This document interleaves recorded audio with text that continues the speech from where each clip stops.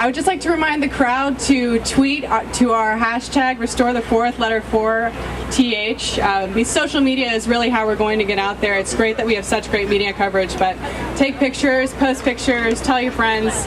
That would be a really great service to the Restore the 4th movement.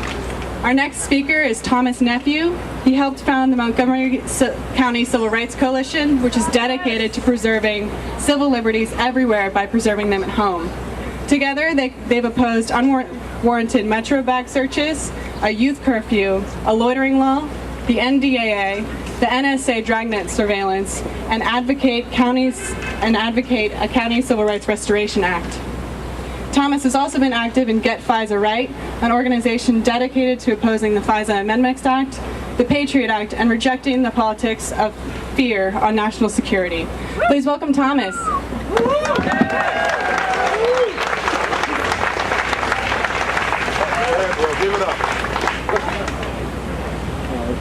Thank you. I'd like you to please say this with me. The right of the people to be secure in their persons, houses, papers, and effects. The right of the people to be secure in their persons, houses, and effects. Against unreasonable searches and seizures. Against unreasonable searches and seizures. Shall not be violated. Shall not be violated. And no warrants shall issue. And no warrant shall issue. But upon probable cause. But upon probable cause. Supported by oath or affirmation. Supported by oath or affirmation. And particularly describing the place to be searched. And particularly describing the place to be searched. And the persons or things to be seized. And the persons or things to be seized. That's your right.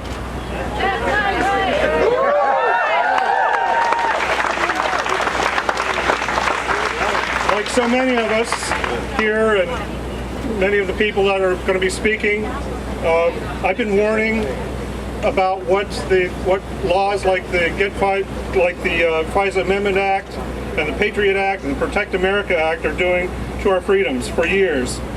Thanks to some courageous journalists and a courageous whistleblower, we're here today to say we told you so.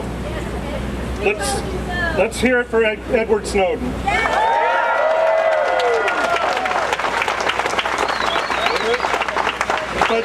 But let's focus this conversation on our rights. Let's help people realize that privacy must not be a thing of the past. That it's another word for freedom itself. The freedom to think one's own thoughts, the freedom to go one's own way, the freedom to choose one's friends and call or email them without every single one of those choices winding up on some metadata base for some NSA analyst to look at. That's the opposite of reasonable, the opposite of particular, the opposite of justified. It's the opposite of the Fourth Amendment.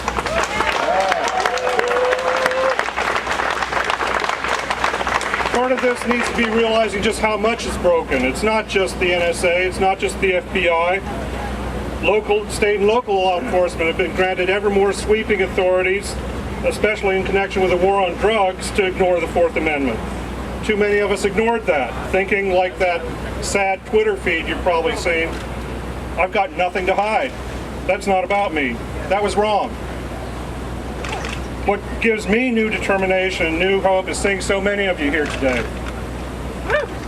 You've come from far and wide to make July 4th mean something more than parades and hot dogs and fireworks. You're declaring a little independence of your own. I think you deserve to give yourselves a hand.